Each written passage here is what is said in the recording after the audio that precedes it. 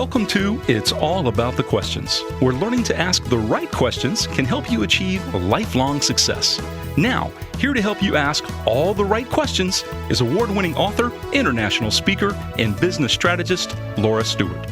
Good morning, afternoon, and evening, everyone, and welcome to the show this week. Excited as always to be here with you on this stormy, rainy morning here in Florida. And I know that there are some places of the world where there is snow expected, not here in Florida, although we are potentially expecting hail, which is not a common occurrence.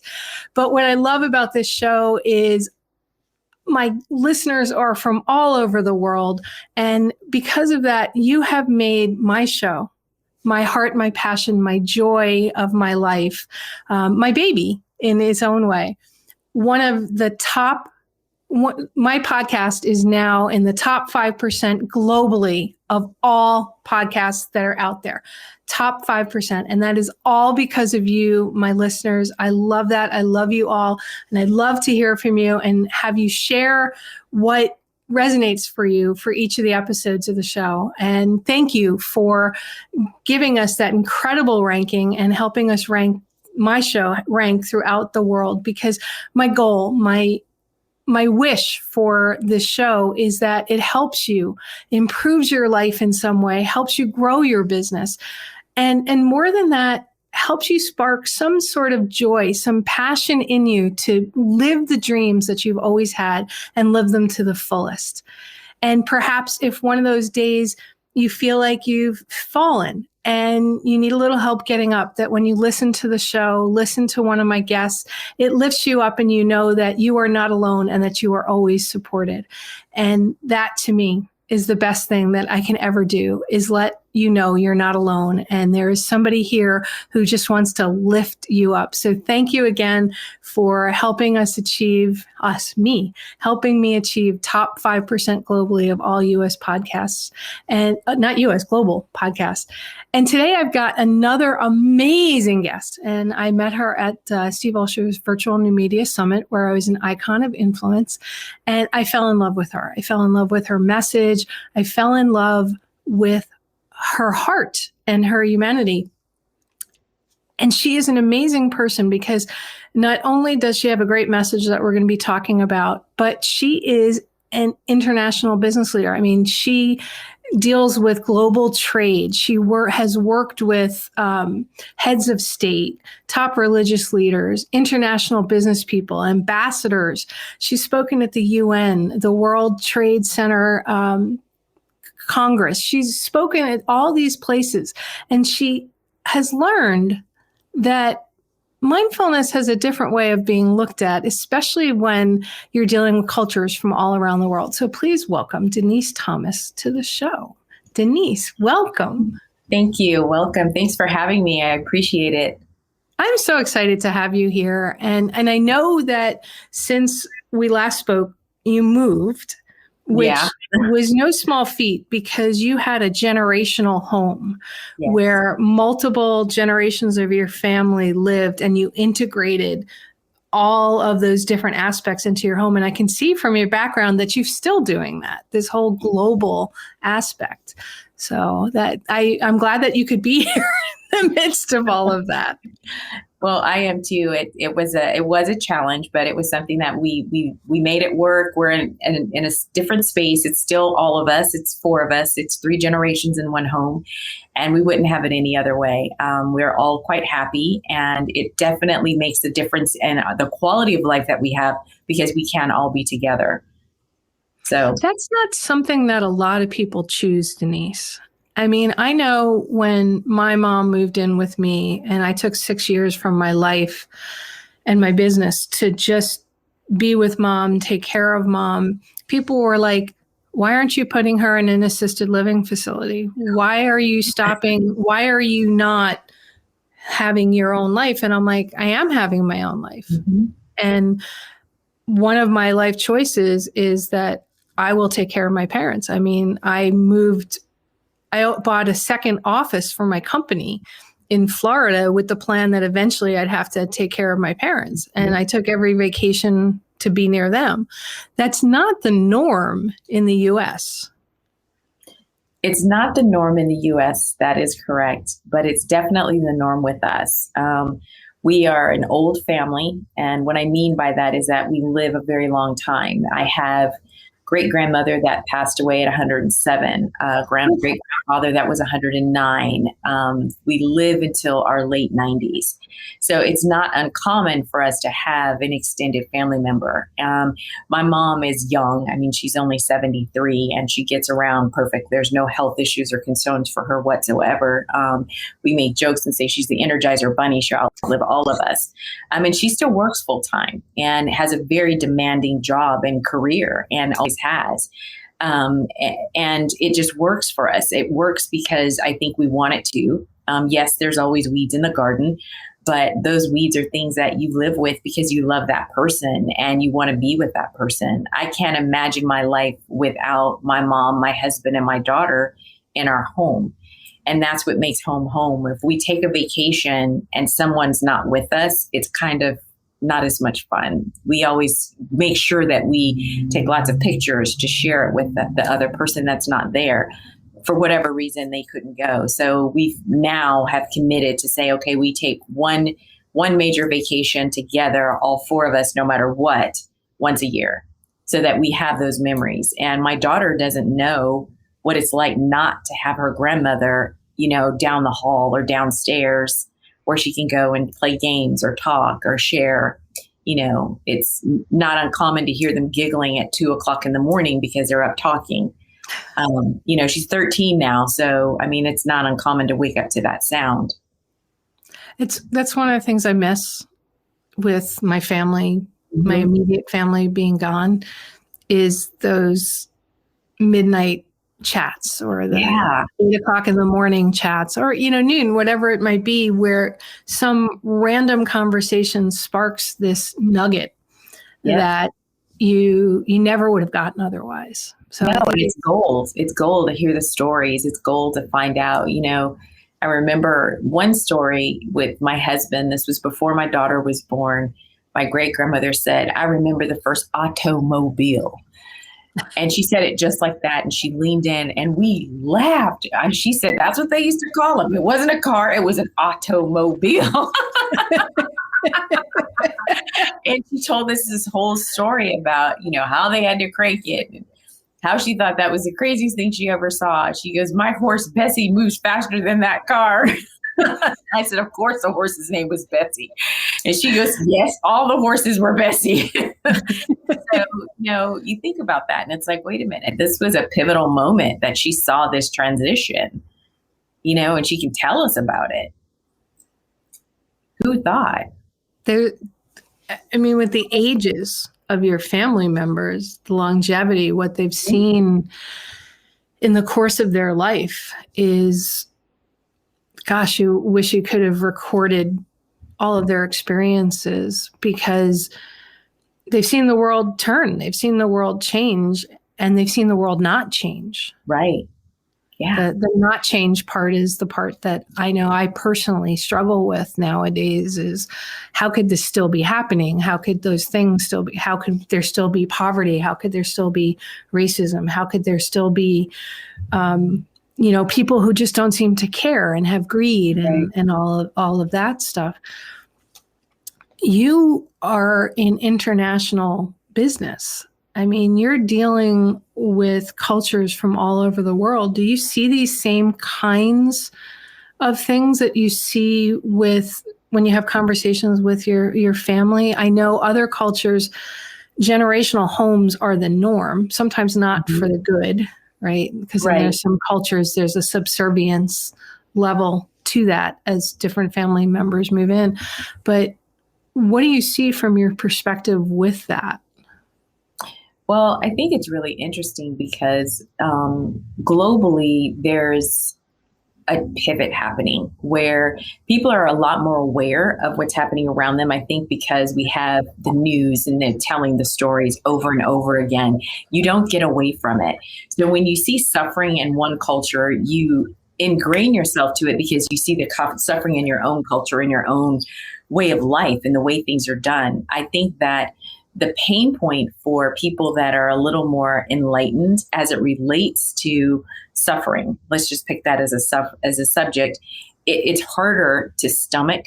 But I think it goes back to not having the self-awareness about you and what your challenges, issues, and opportunities are, which is really what we're going to talk about a little bit today, is about that. And what does it mean? How does it look? How does it look and feel to me?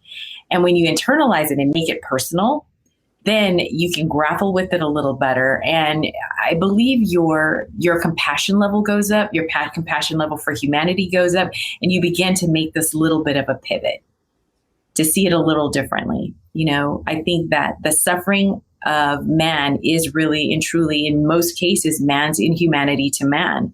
And the choices that we make are not choices that are made for the good of all. They're made for the good of that moment.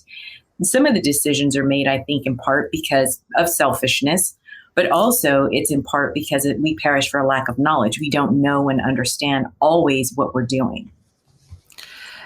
That's an interesting point. And I think in the U.S., we see that right now just with the COVID vaccines, right? The people who say, well, you can't make me wear a mask. It's my personal freedom. Or I'm not going to get the vaccine because of conspiracy theories or whatever it may be. Microsoft's going to chip me and the government will know everywhere I'm at, right? And I have these conversations with friends around that. We've kind of lost a sense of ourself in relation to the world around us. It's become self in a number of arenas that we should only worry about ourselves. And then there's a whole other portion of the world that's saying self matters in relation to those around us, because that helps define self. Now, one of the reasons I wanted to have you on the show, other than the fact that I was just loved the work you're doing and all that other stuff, is your conversations around mindfulness and ways of being. So in relation to this idea of self for self, or self in a bigger sense of community and self, how has that defined your ways of thinking? I think of it from this perspective. When I talk about self-awareness, self-value, self-worth, self-love, and I call it professional emotional intelligence, I use the analogy of the oxygen mask on a plane. You put your oxygen mask on first, then you help the person next to you. The point is, then you help the person next to you. But if you don't have a sense of self-love, self-worth, and appreciation for you and compassion for yourself, it's harder for you to extend that to others because you don't show it for you first. So understanding who you are and being okay with the good and the bad, because we all have a duality. We all have that, the yin and the yang, the positive and the dark side. When you really understand those things about yourself and recognize them and are truthful with you, it's a lot easier to go forth and have compassion for others because you're now showing that grace and compassion for yourself. That whole thing about where it talks about love thy neighbor as thyself. You can't offer someone something that you don't have for you. That has to start first. And once that takes place, then all of the other things begin to open up. You begin to see the beauty that the world has to offer. You begin to see that even in someone's pain, sickness, and darkness, there's still love, compassion, and hope. There's still an opportunity for mercy to come in. And I think that in business, I look at it because I spend a great deal of time negotiating both sides of the house, saying, this is what this means. This is what this means. This culture has these norms. This culture has this norm. And we in the United States, we kind of take for granted that everybody does things the way we do, and we don't. So when that happens, it's really a way for us to see it from a different perspective. And from that perspective, what that looks like to us. But when you have that self-awareness and that professional emotional intelligence, it's a much different conversation. All right, so let's expand upon that, because I feel like there are two schools of thoughts around this, right? Sure. One is a view of self, a view of mindfulness, of you have to let go all ideas of self, right? Yeah. That in order to truly be mindful, you almost get so quiet, you become a bigger part of the universe where you can feel and sense everything that's going on, right? And in some cultures with meditation, that is the ultimate goal. In Yes. the movie Eat, Pray, Love, the book Eat, Pray, Love, she talks about this moment of consciousness where she had expanded into this bigger thing. So she was able to see all the world.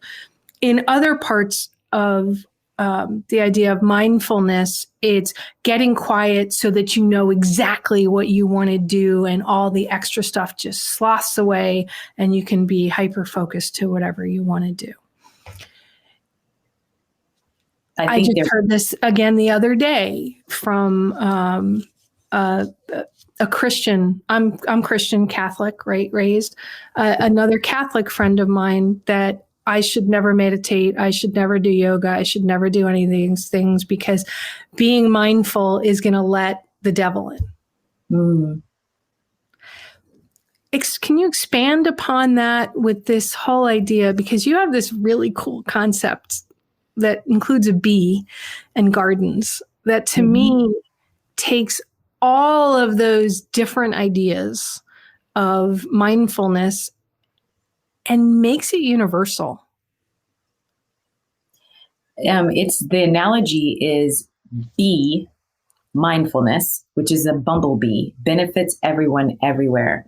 When Laura is her highest and best self, that means Denise can be at her highest and best self. And at this exact moment, we're both experiencing a very similar experience on the same path where we're living our best life at this exact moment. And relishing in that moment, dwelling in that moment, and being mindful and purposeful for this moment will make this conversation so much greater because I'm allowing you to speak your truth and be who you are, and you're allowing me to do the same. And that's me honoring the divinity within you, and you're honoring the divinity within me. And that's when there's a connection, and that's what your audience will feel and see. Both minds of thought are right. There's no wrong in that answer. It's what path makes you feel closest to divine, what path makes you feel happiest. And in the analogy of a garden, the bee really is the worker, and we're all workers at some point or time. The hive is our home, our corporation, our culture. It's a part of the safe place that we go to for refuge and to create the beautiful nectar. And we do that to the service of the queen.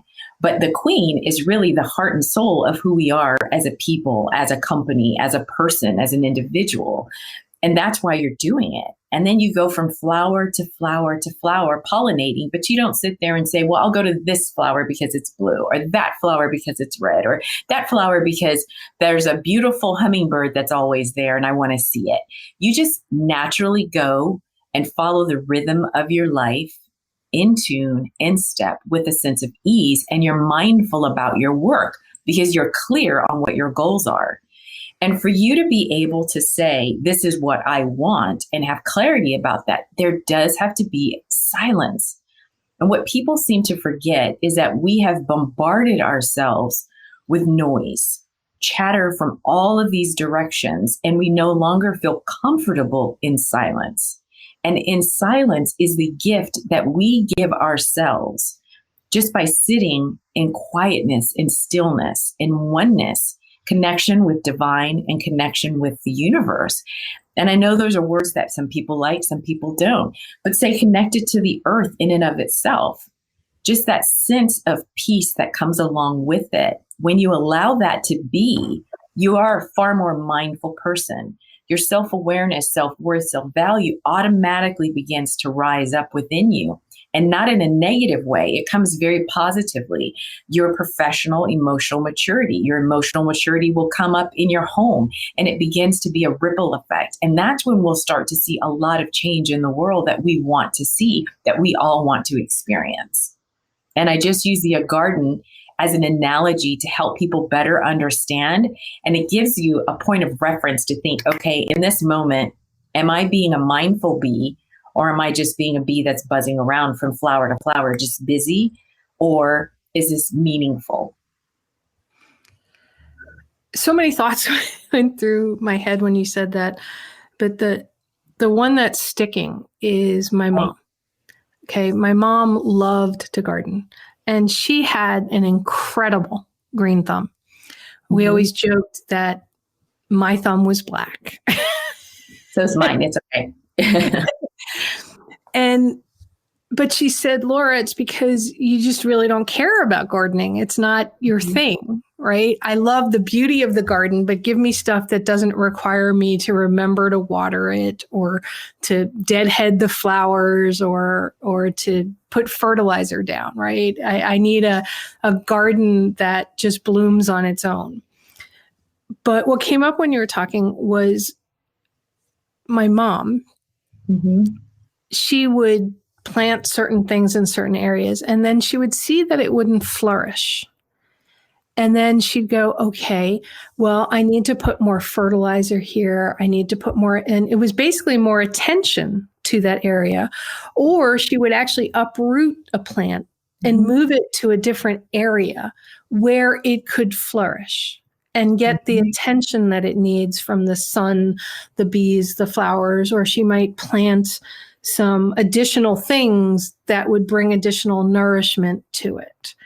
Right. And when you were talking, that idea came to my mind, because what you were saying, with the bees going, it didn't just go where the hummingbird went. They had a mission, they had a plan, and their idea is to cause things to flourish. And it's intentional.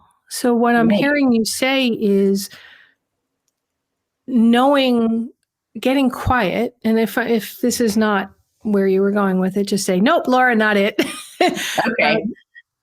What I'm hearing is that mindfulness, the being mindfulness, and I love that, benefits everyone everywhere, is us taking a moment to be in silence, right?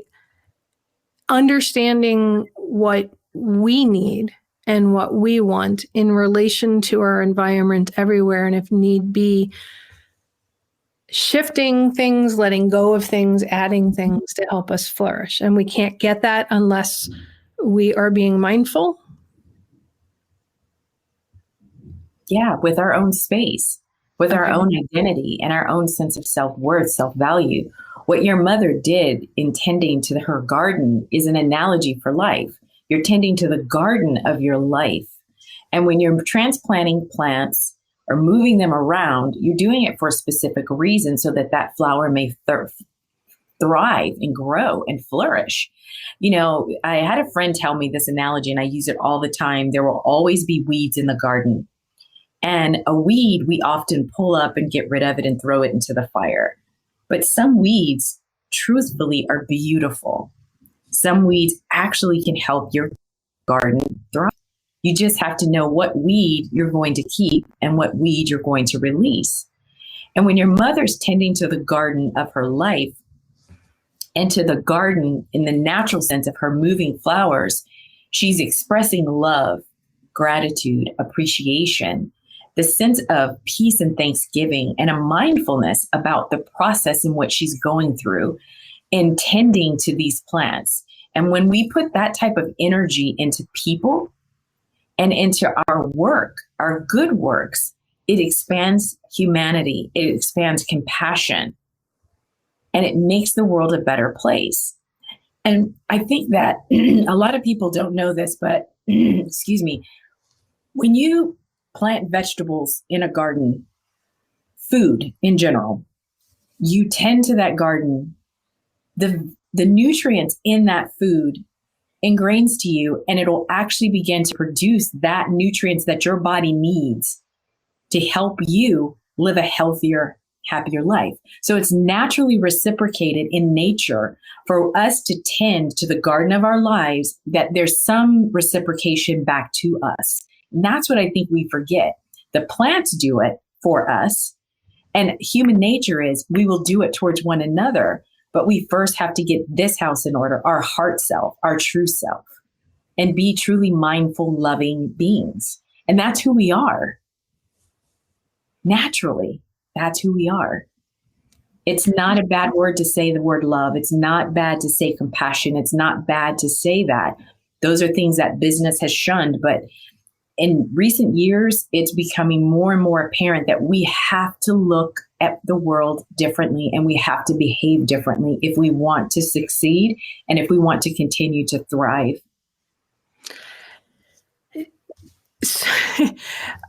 I saw this vision as you were just talking about, it's making me think a whole different way, number one, about meditation, right? So now I'm thinking that if I meditate, if I go into silence, it's nourishing the dirt, the earth, my foundation, that will then allow anything I plant, say a business idea, a friendship, a love, a something, to flourish, because I've nurtured the foundation of me and given it a healthier place to build everything else from.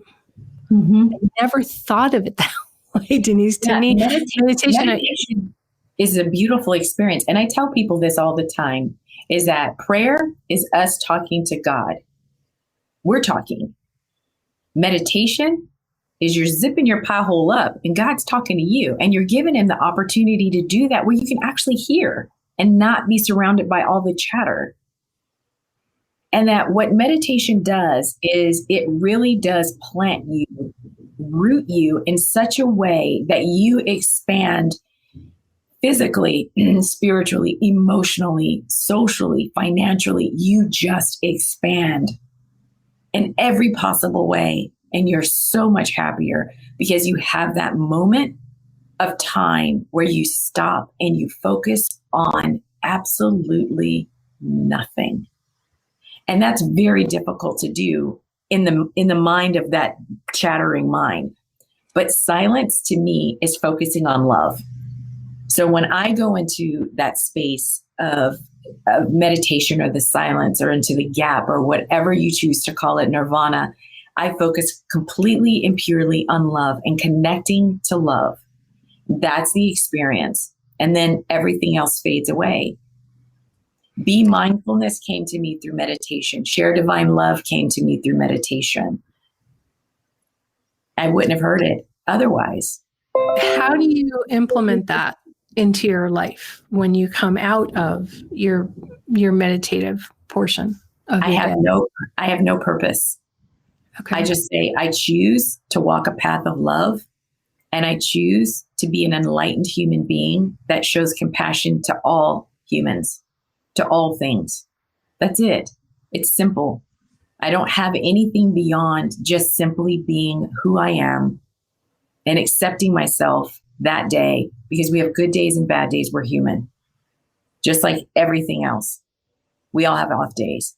That's the only thing I wake up saying, I want to be the best me I can possibly be and be loving, compassion, and reflection of divine love and compassion to all, period.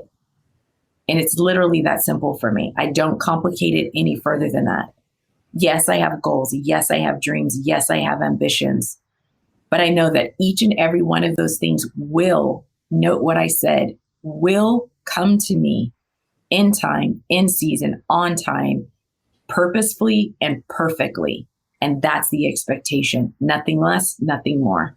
And I walk in it with peace. That's just totally beautiful. I mean, to be able to do that, to live that, to embrace that, especially when you have a job that requires you to interact with people from globally, right? And I know you've worked with many politicians, had to interact because you're dealing with global trade and things like that, with people who their motives may not always be as pure. They want to get something from it themselves without thinking of a bigger picture.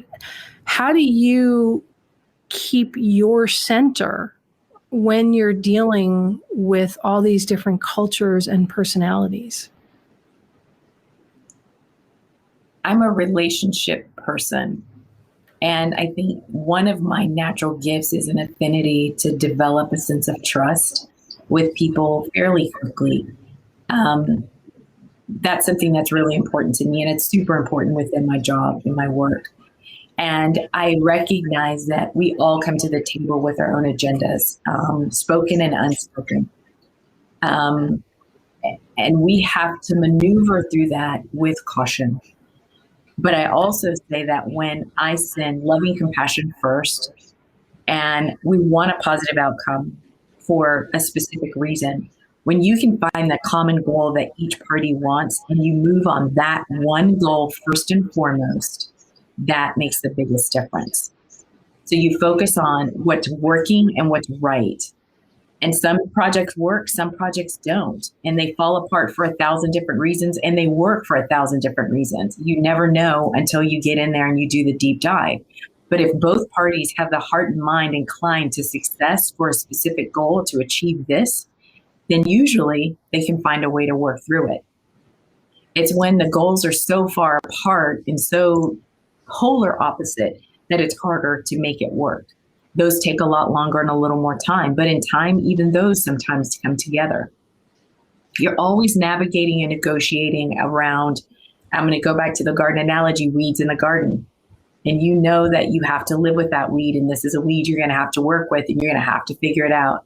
And when you walk into it knowing that there is opportunity for success in some way, you usually can get there in some way. May not be ideal, but you can definitely move the needle just a little bit.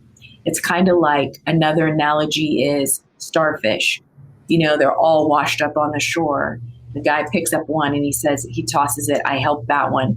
I help that one. Sounds crazy, but that's really how we begin to evoke the change that we want and to achieve the goal that all parties know that they need to get to. It's just one step at a time, one starfish at a time. So when you are just starting out on a path of maybe trying to integrate some of the stuff that we've just talked about the Be Mindful, BEE Mindfulness, what are some things you would tell my listeners in order to help them figure out how to integrate it into all that they are, instead of, oh, today I can do this because I have the day off or because the kids aren't screaming all around? How do they begin to integrate it so it becomes really the core of who they are, to build that dirt, that foundation that all things can grow in and blossom? Mm-hmm. I always say start with simple things that make you happy. There's something that a task or something that you do that makes you just kind of feel like you're disappeared from the world. Walks in nature are huge, but when you go for the walk in nature, you know, if you have your phone for safety reasons, I always say for safety reasons, keep your phone, but turn it off. Don't listen to it. Just turn it off. Only use it if you have an emergency situation, but go for a walk and just be there. Go early in the morning before anybody else gets there. And that in and of itself, look around and observe the flowers, observe the trees. Notice how the trees smell. Every place I've ever gone has a distinctive smell of its own. And it's just the combination of the vegetation, the soil, is the dew gives it a different smell. The sunlight gives it a different smell. Is it windy? The wind will change the smell, change the feeling that you have. And just sitting on a rock, as crazy as that sounds, just sit there and just look around. Close your eyes. And when you close your eyes, do things sound different? Do you hear something different? Being present in that moment, touching the bark on a tree with your eyes closed after you've had silence feels very different than if you're listening to something and had all the stimulation and you touch the same tree. That's being mindful of that moment and appreciating it. And simply just getting up and saying, thank you. We don't say thank you enough, because when you say thank you to something, it expands. and you feel so much better. So for people who are just beginning in the mindfulness, meditative, thinking of something other than all of this, a simple walk in the park, in the woods, nature, and just enjoying the silence. I have thunder going on behind me. I don't know if you can hear any of that on this episode. To whoever's listening live, I don't know if you can hear the thunder and the lightning going on. Well, you can't hear lightning, but I don't know why I always think you hear lightning, but it's really the thunder you hear after the lightning strike. But I'm hearing the rain, and you were talking about sitting on a rock. And I've always loved the sound of rain and found it very, very meditative. Yep. Since my ear injury that has caused this sound-induced vertigo, I don't like thunderstorms anymore, because when that lightning thunder crack happens, if the lightning has struck somewhere nearby, that can trigger, the symptoms. Right. But one of the techniques that I was taught to help me deal with it is to ground myself. Like that feeling when you're sitting on a rock. I don't know why when I sit on a rock, I start to feel very grounded, very I can feel the weight of the rock and the way the rock is into the ground and how rooted it feels. Like if you touch a tree, I can almost feel the pulse of the tree going into the ground and feeding up to the sky. I know there's a lot of my listeners that are afraid to go out right now because maybe where they're living, it's in a city, and they're still very concerned about COVID. I mean, there's a number of cities that the COVID rates are off the charts again. And they can't, they're deathly afraid to go outside. So what are some things that people who can't go out into nature, which the whole BEE Mindfulness, is there a way to bring the garden inside of themselves, inside of their homes, if they can't go outside? That's a great question, and I'm glad you asked it. When you were talking about the thunder, I thought of something that my great-grandmother used to say to us when we were children. She would say, she would turn off all the lights in the house, no matter what time it was. It doesn't matter what we were watching. If it was our cartoons on Saturday morning, she didn't care. She turned everything in the house off. And if it wasn't too cold, we would go sit on a covered porch. And she would say, just sit here and be quiet, because it's God's time to talk to us. I don't want to hear from you. Listen. That's the bug flew in front of my face. And in that space is where I first learned mindfulness without knowing that's what it was. And she would just say, just listen. She says, if your thoughts come in, she would just say, they don't have to be there. They can go away. She didn't use just accept the thought, gently accept it and allow it to pass through your mind. She didn't say that. Although that's what I say a lot to people. She would just say, just let it go away. Just don't shush it away, because if you shush it, it'll come back louder. Just let it go away and just listen to the sound. Focus on the sound. And she said, thunder is God's clapping his hands. He's just getting our attention. He just wants us to know that, hey, there's something else other than you. Just listen. In my family, it was the angels are bowling.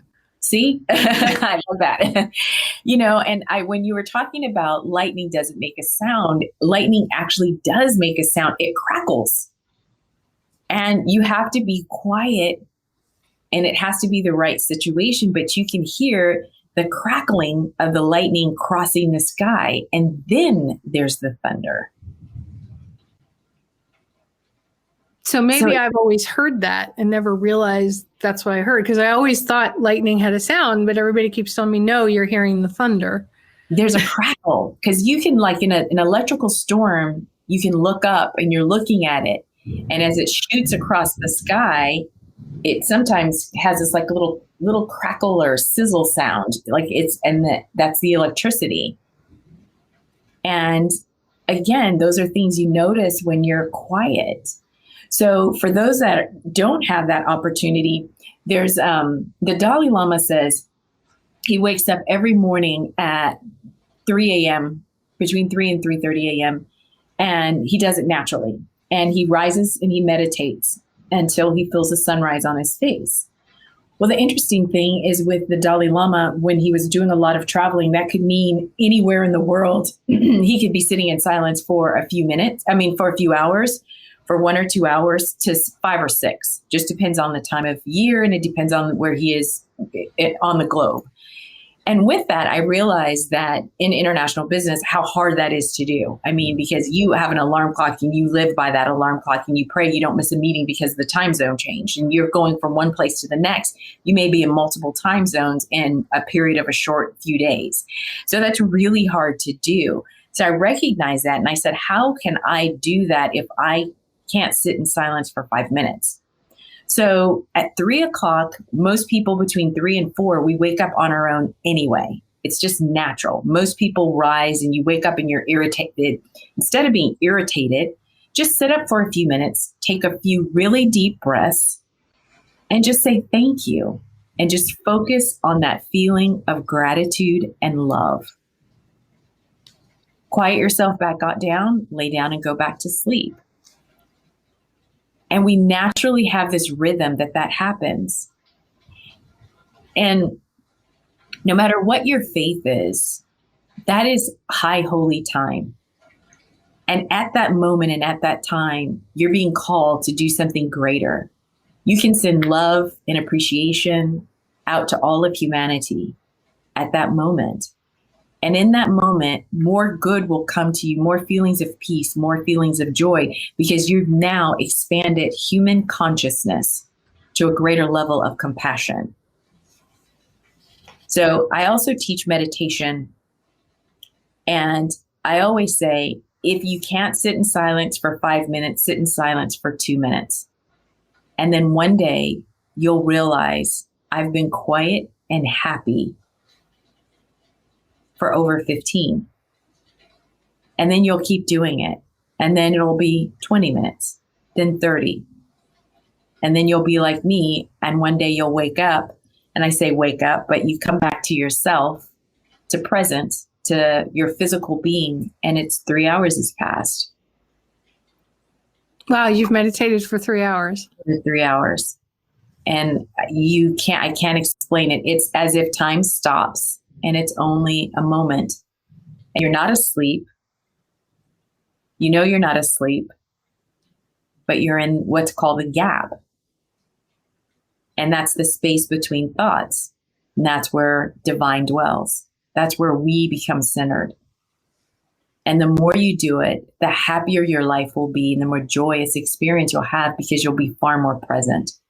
So in being BEE Mindfulness, you're honoring who you are and the divinity that's within you and your connection to divine and the earth.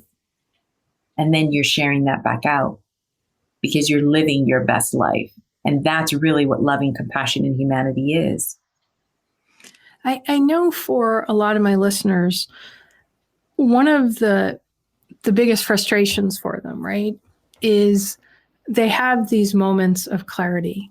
These moments of like if they meditate or say they've gone to some event where they connected to their heart even bigger or their passion. And then they come back, say they come out of their meditation and they go back to their world. And they struggle because the world is not the meditative state. The world has its own pulse, its own pace, and they struggle to hold that grounding, hold that center when they need to deal with all of their clients, their family needs, their monetary needs, the needs of what the world is saying they should be doing. what are your words of advice? How do you, I mean, we've talked a bit about this, but let's talk some more about it. Mm-hmm. How you go from that 3-hour pause state where you were expanded in who you are and filled yourself. So that is a brilliant question, and it is a question that I have struggled with myself. I always call it the disappointment, the grief, the sadness, the frustration of knowing that you want to be on this side of the life experience, but you're still kind of feeling stuck or unmoved. And basically, the best thing I can tell you from my own experience, and I'm saying this from my soul, is that the person I am today is not the person I was 6 months ago, a year ago, 3 years ago, 5 years ago. I've been working on being my best self for a very long time. And I'm going to say my daughter's 13. I'm going to go with about 15 years where I've really been purposeful about it. And just like anything else, it takes time for the rhythm of your life to fall into its natural rhythm. Because you think about it, we've been driving the car of our lives in fifth gear, and to try to slow it down and to have a different perception and different life experience is going to take time. So don't give up on the silence. Don't give up on the meditation. The one thing that I used to do when I felt what I call my lazy self is when I didn't want to get up at 5 a.m. or 4:30, depending on what I had to do, I would get up every day, but at 5 o'clock was my time. But sometimes I had to get up earlier. Sometimes I could cheat and sleep into 5:15, but 5 o'clock was my wake up time. If I couldn't get up, I always said, do I want my life like it was yesterday, or do I want my life like I want it to be? And I said, I want to change my life. And I would get up. I would grab a blanket. I would go sit on the freezing porch sometimes in my back of my old house in a chair, and I would just be quiet. Because I didn't want the life that I had. I didn't want the life experience. I loved my life, but I didn't always like the experience that I was having. When you talk about bringing things towards you or having the life that you want, being the type of person that you know that you can be, that takes time, because you have to reprogram your brain, your body, your belief systems, how you see the world has to change. And that doesn't happen overnight.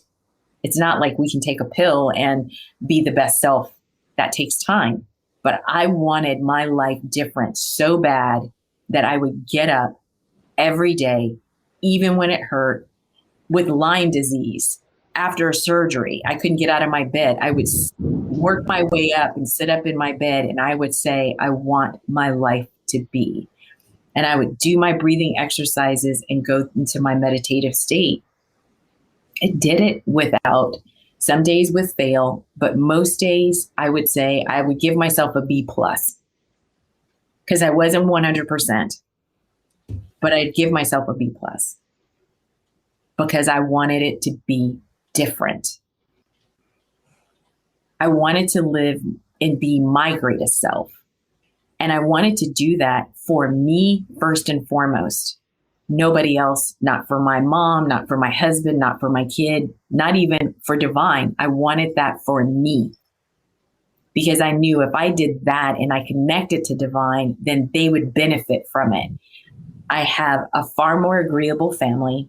I have a far more harmonious work experience than I've ever had. I have a greater level of success in the things that I do as a result of that commitment. So I didn't want to fail me.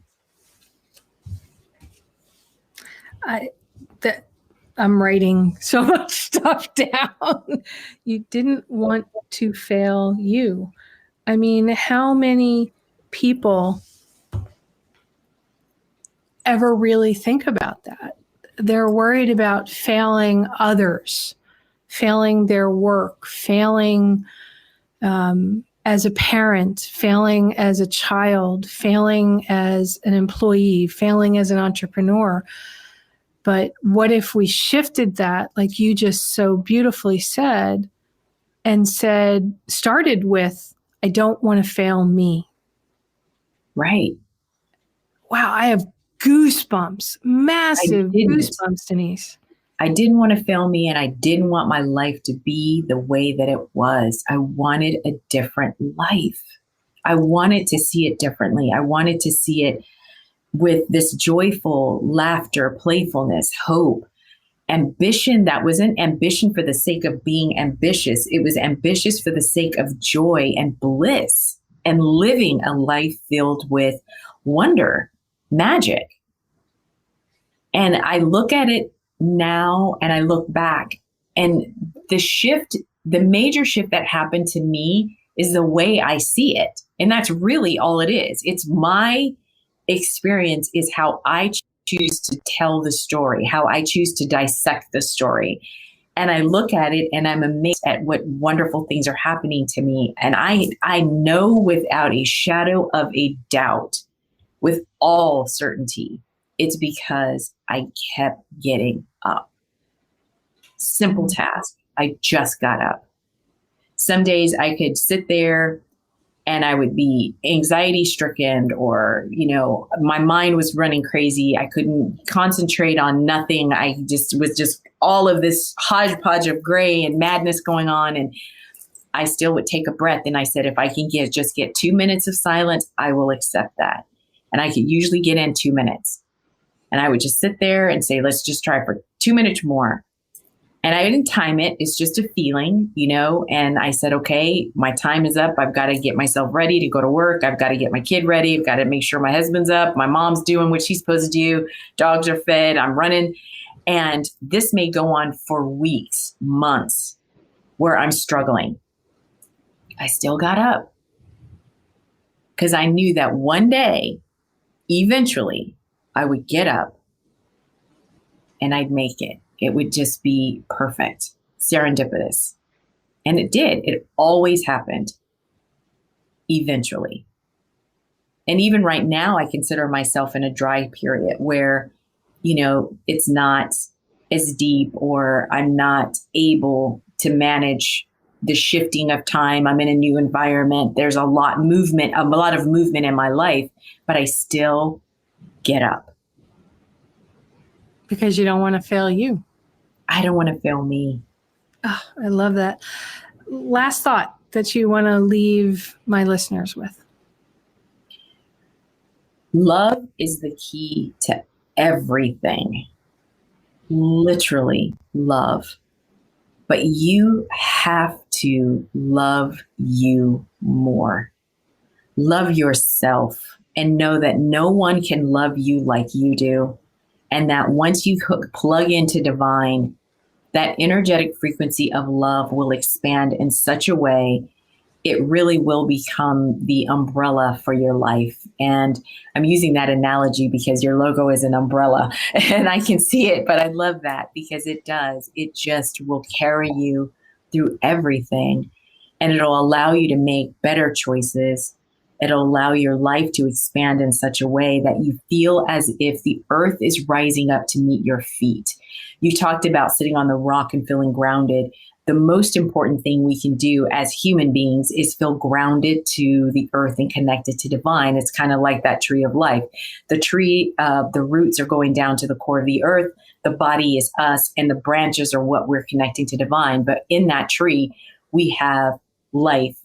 Animals visit, we bear fruit, we are pruned, we grow, we experience where we lose all our leaves, we expand and maybe proportionate in our body size. All of things are happening in this ebb and flow of life, but recognizing that ebb and flow is who we are. But if we remain rooted, grounded, and connected to divine, it'll all be okay. And whatever divine means to the individual. Whatever it means to you. But put love first. I love that. This has been such a great conversation, Denise. How do people get in touch with you to find out more, to talk about stuff that's going on, get some assistance? Right now, I'm on LinkedIn, and it's Denise Thomas, and I'm going to actually do a little post and plug you on that post today after this conversation. Well, thank you. And this show will get posted up to podcast because right now we are live streaming with video. So that's out there as well, and then it'll go up to podcast as well. I love the work that you're doing, Denise, but most of all, I love who you are as a human being, and that is such a beautiful thing to share with the world. Thank you. I really enjoyed our conversation. It's a pleasure to talk with you always. Thank you for having me, and thank you for the listeners who are listening. I appreciate it. And I know that eventually you're going to write a book about all this stuff. I am. You totally need to. This stuff is so powerful. And who you are as a human being on the planet is something we need a lot more of. Thank you. Thank you so much. Okay, everybody. I just had this amazing conversation with Denise Thomas. This idea of BEE Mindfulness that she raises, and BEE benefits everyone everywhere, but using the idea of a bee in the garden, to me, that was so beautiful because I'd never thought of it before, right? The bee has a purpose. It has a function. It goes to the hive. It takes care of itself. It knows what it needs to do. It's not just flitting around doing anything everywhere. It's going where it needs to go. And so many great questions were raised by Denise that she asked herself, do I want my life to look like it looked yesterday, or do I want it to be the life that I dream about? If you ask yourself that question, if you also ask yourself the question, is this the life I want my life to be? And then another beautiful one, that she said she didn't want to fail herself. So ask yourself that. Are you putting yourself first? As opposed to worrying about if I'm failing other people, think about yourself. Are you failing yourself, or are you lifting yourself up? We all need to do that for each other. And the way for me that I enable myself to do that is because, to me, the right questions can change your life. So what questions are you asking yourself today? Hopefully you learned a few new questions to ask. Have a great day. Reach out if you need any help. Post on this show and the other shows. And thank you again for making It's All About the Questions that one of the top 5% of podcasts globally. Have a great day, everyone. You've been listening to It's All About the Questions, starring Laura Stewart. Connect with Laura at it'sallaboutthequestions.com and download a free workbook that will help you ask better questions starting today.